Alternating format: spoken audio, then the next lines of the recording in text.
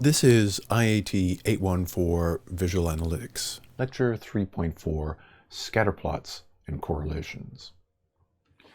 So the scatterplot is a means of plotting two data variables of individual data cases in a two-dimensional plot. And we've seen this before at the start of lecture segment 1.3. And here we show another example, and the purpose of a scatterplot is to provide a first look at bivariate data to see clusters of points and outliers. In this example we show on this slide, we can see that there are a number of data cases, each represented by a point, and its X location is determined by the unit price of that data case, and its Y location is the number of items sold at that price. And in this scatterplot, you can see that there's some kind of relationship going on between price and the number of items sold, although the relationship is some kind of curve where there's a peak roughly at about $80 to $85 around here, and as the price increases, presumably the number of items sold decreases. And of course, the way that scatterplots work is for each pair of values is treated as a pair of coordinates and plotted as points in the plane in the scatterplotted area. So now let's go to an Excel spreadsheet that I've got ready. And the reason why I'm showing you this Excel spreadsheet is that once again, I have data that is about states, the percentage of people in the state who have a college degree, at least a college degree, and the median income. Now, the difference between this data and the table I used at the end of lecture segment 1.2 is that this data is up to date. This is 2018 data, so the numbers are somewhat greater than they were in that example before. And what I'd like to do now is to demonstrate how in Excel you can get a scatterplot. So let me make Excel full screen, and the first thing to do to get a scatterplot is select both of the data columns that you're going to end up plotting. And so we've done that here. Next, go to the Insert tab, and you can see that you can insert a bunch of things such as pivot tables and other stuff, and recommended charts. The kind of chart we want is this one here, the scatterplot. Now in Excel, you're actually going to see a tooltip pop up telling you what this thing is going to do, and it says Insert Scatter XY or Bubble Chart. What I'm going to do is select Scatterplot, and you can see that a scatterplot now appears, and I've adjusted the location. And as you can see, that there are a number of scatterplotted points, each one corresponding to a state, and its X location is the percentage of people with college degrees in that state, and the Y value of the scatterplotted point is the median income for the individuals in that state. Now Excel has some drawbacks. You don't automatically get each of these data points labeled, and you have to do some other things in order to make that work. And I'm not intending to give an Excel tutorial here, so I won't show you how to do that. However, one of the things I can do is I can pop up a menu, which doesn't appear in my capture, so forgive me for that, and add trend line. Trend line is the thing that you can select from that menu near the bottom of the little menu, pop-up menu. And you can see there's a trend line here, and that trend line is the linear coefficient line that can be computed, and we'll talk about what to do and what that thing's called to get that line. I can also, by selecting the Format Trend Line menu item, I can from the Format Menu tab, I can give you the correlation value here. And so there's just simply showing you what the correlation value, the R squared value, and you can see that it's 0.7254, which corresponds to roughly 72%, and we'll get to what that means as we go back to the slides.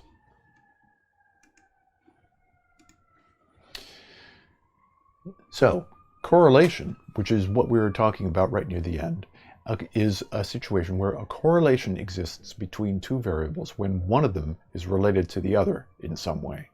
A scatterplot, as we've just shown, is a graph in which paired XY sample data are plotted on a graph. A linear correlation coefficient R measures the strength of the linear relationship, and not surprisingly, it assumes inside the computation that there is indeed some kind of linear relationship, and we'll show how that, if you violate that assumption, you still get an R value, but it doesn't mean what you think it means. Anyway, this linear correlation coefficient, R, is also called the Pearson correlation coefficient. And the values of R that you get range from -1 to 1.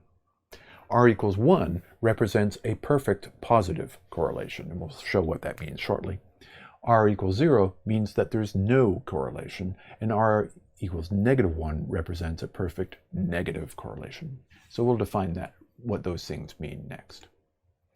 But before we do that, one of the key things to warn about pretty much to everybody taking any form of data analytics or visual analytics is that if you see a correlation in your data, that does not mean that therefore there is causation, a causation relationship, say between X causing Y, college education causing high incomes, or things like that.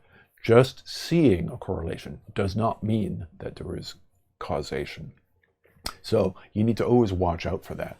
It is, if you see a correlation, suggestive that there might be a causative relationship, but there might be other things going on that are creating causation, and the variables that you've plotted being correlated doesn't mean that you've seen what the causation relationship is, if indeed there is one.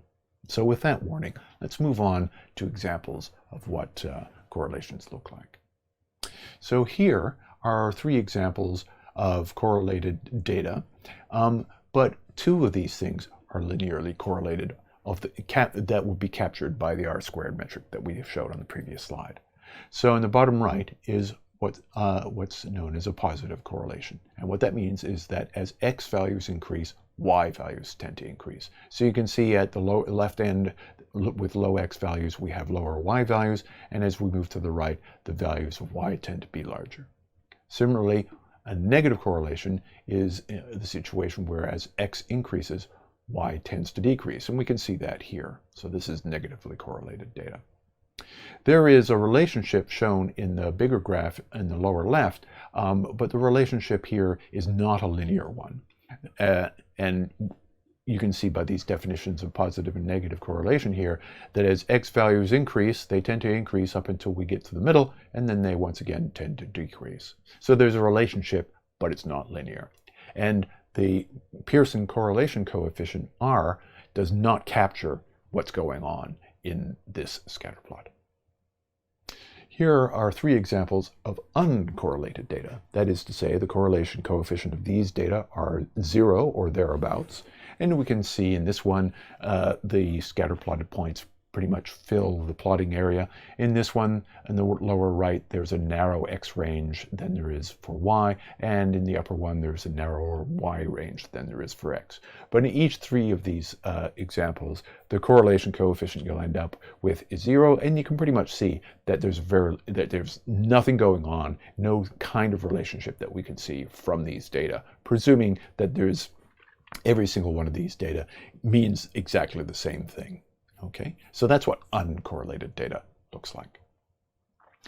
Here are examples of correlated data, and in the upper left is a perfect positive correlation where R is 1. And the reason why that's the case is that each one of these scatter plotted points in fact lies on the correlation line. In fact, they were probably determined by simply plotting locations on the line, plugging in some random X value to get a Y value, plugging X into the equation, computing the Y, plotting a point at that location. Next, in the upper middle, we see a strong positive correlation where R equals 0.99. And you see a little bit of dispersion around the line that you can imagine that would flow through the middle of these. Here's a positive correlation where R equals 0.8, and we can see somewhat greater dispersion around the equation of the line here that might appear. Over here on the bottom left is a strong negative correlation. It's slightly less strong than the positive correlation here in the upper middle. There's slightly greater dispersion, and the R value is negative 0.98. And all the negative means is just simply that the slope of this value of this line is negative. Here in the lower middle, there's no correlation at all, and this is uncorrelated data, just as we showed in the previous slide. On the bottom right is a non-linear relationship, and this would also yield R values close to 0. But there is a relationship there. It's just that the Pearson correlation coefficient does not capture it, because the Pearson correlation coefficient is in some sense looking for a line. So let's talk a little bit about the actual meanings of R.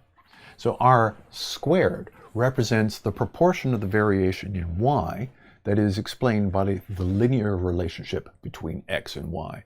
So the Pearson correlation coefficient, the Pearson correlation computation, is computing a line segment and measuring the distances of each point from that line segment.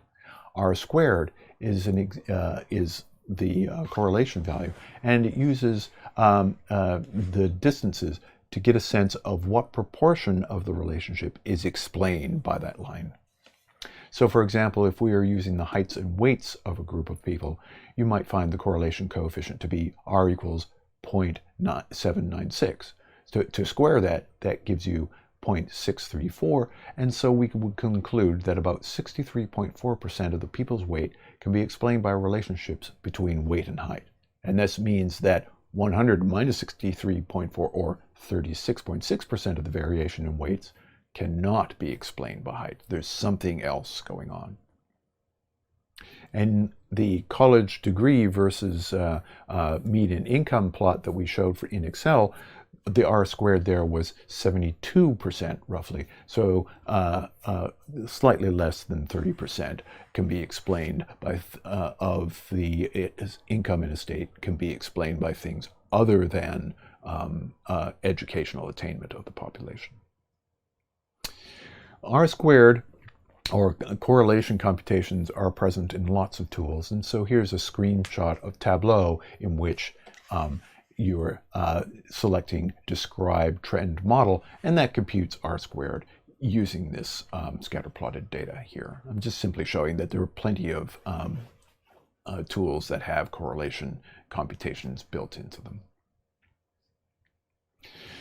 So now that we've seen some examples of correlation using scatter plots and things that could be correlated, but there's some other relationship going on, let's now examine a key suite of cases called Anscombe's quartet, in which the statistical properties of each of the data sets in the example I'm about to show are all the same for all four of the data sets. The mean of the X values is the same, the mean of the Y values is the same, the equation of the Pearson's correlation coefficient line is the same, and all these other statistics are identical for all four of these data sets. Let's now see the data sets. So as you can see, these four data sets are somewhat different from each other, and however, as I explained in the previous slide, all of the stats that are computed for each of these data sets end up being the same value. And of course, the purpose of this quartet is to concoct the data such that you get those same stats for each four of these things. So the first one, element number one, scatterplot number one here, is what you're expecting when you're computing Pearson's correlation coefficient. You're expecting a scatter of plots kind of roughly around a line, and that's kind of the behavior that the Pearson's correlation coefficient is constructed for. Plot number two yields all the same stats, and the relationship is also very strong here, but the relationship is curved, not a line. And the Pearson's correlation coefficient, that computation isn't built to detect curves. That's just not what it's for. In case number three here, there is also a linear correlation with one outlier, way out of line here. And in fact, if that outlier was disappeared somehow, then you'd get a correlation, an R and an R squared value of 1, because the correlation is so good, with this one exception. However, the presence of that exception screws it up in some sense, the Pearson's correlation computation, and so therefore you get the same value, the same average, etc., but the relationship is somewhat different. Plot number four here shows the last situation in which it turns out that all but one of the points, this one here, have X values identical to each other and a distribution of Y values. And this one exceptional outlier is way off to the right. But once again, if you throw all this stuff at Pearson's correlation, you get the same regression line, you get the same mean, and so on and so forth.